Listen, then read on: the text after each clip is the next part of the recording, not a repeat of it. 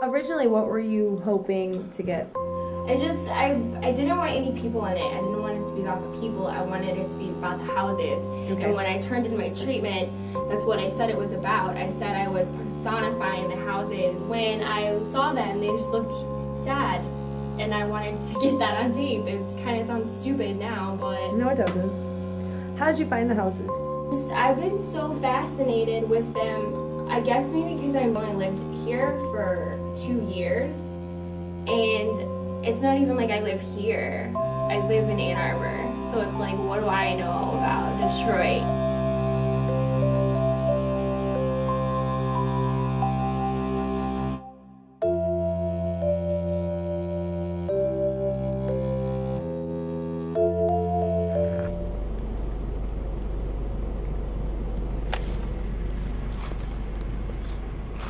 Okay, come on.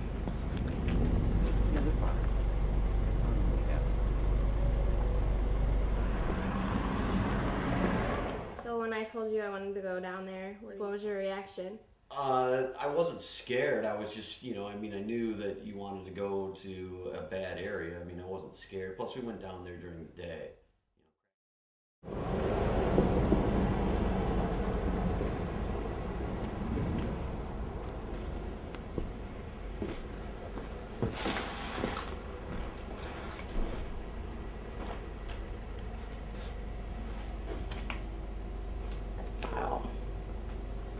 Who's this? Like, just...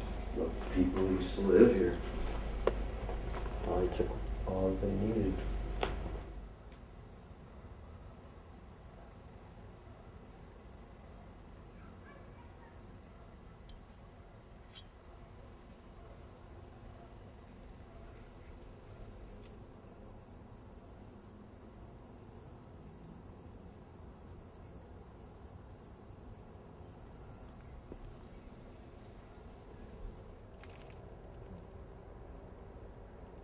Some kind of sign of life. All your images and everything is from the media pretty much, and just the stories you've heard around here. Yeah, and I wanted to counteract that, because that's all I found on these YouTube clips is we want to get rid of this blight, but we want to get rid of this ugliness. I am unveiling a plan to demolish 3,000 dangerous residential structures this year and setting a goal of 10,000 by the end of this term.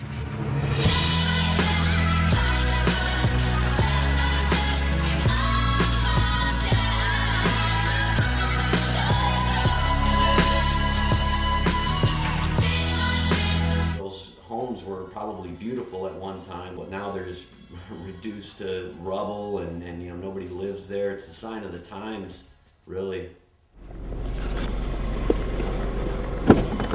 You ready?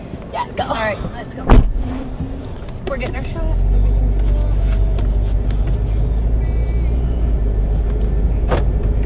Yeah, I saw them come over to the other side of the street. I was like, are you nervous? I'm seriously starting to shake really bad. No, Rachel, it's okay.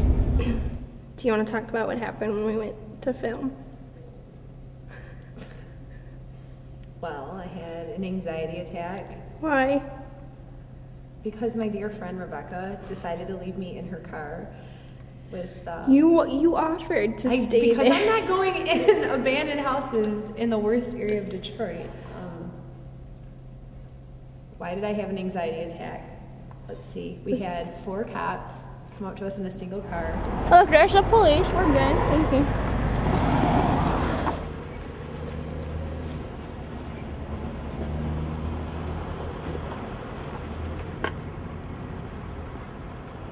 Well, I can't go in them if they're gonna hang around.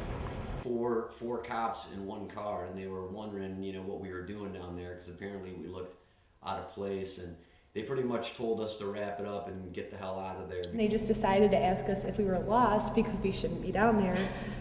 So That made you nervous? You think? Why do you think people are so scared down there? You saw us freaked out. Ignorance, okay. I think the best quote is, people fear what they don't understand and hate what they fear. Okay. So no one comes down here, and you go off of the news. I mean, honestly, it's a typical. It's what it is. They base everything off the news, and the news is designed to put you in fear. It's the street where the welcome committee says go away, where others already abandoned ship. Highlight the negativity that's ever in Detroit when there's so much positive and there's so much culture and there's so much more diversity. And the last positive thing that Detroit had was when the Super Bowl came, and that's when all of a sudden the streets want to be clean. They put all the homeless people in a shelter. And then, you know, everybody's all like, oh, okay, Detroit's not that bad. You know, even looking at Rachel and how she was like, I had an anxiety attack. We go to the worst part of Detroit. I can look at that and be a little irritated. Right. But you Like, got to look at the positive. She went down there. Right.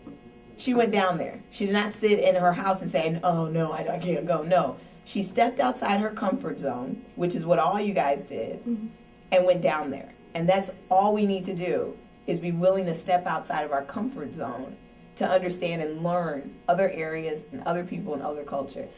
It's amazing how better this world would be if people get out of their little comfort box and step outside and be open and willing to understand and listen to where other people come from. The idealistic part of me that shot this initial footage was like, no, they can be restored. Like, look how they're still standing, so there must be worse something. You've gotten all you're going to get. You keep going back or wanting to go back thinking it will be different. It's not going to be different. It's going to be that same landscape. I had to have a different opinion. A different opinion was all that I had to choose after this third time of going down there, because I had to let go of my little thing, that I was trying to fit it in. My initial vision, like I kept telling you, like, this is not my vision, this is not my vision, and it just showed me, like, screw your vision, basically. This is how it is, not how you want it to be. This is how it is. And so, if that's what it's like for me, doing a white girl from Ann Arbor, doing a school documentary, if that's how it is for me, how is it for our mayor in, like, this city? Like, how are they going to work that out? Waiting for the end to come, wishing I had strength to stand. This is not what I had planned. It's out of my control.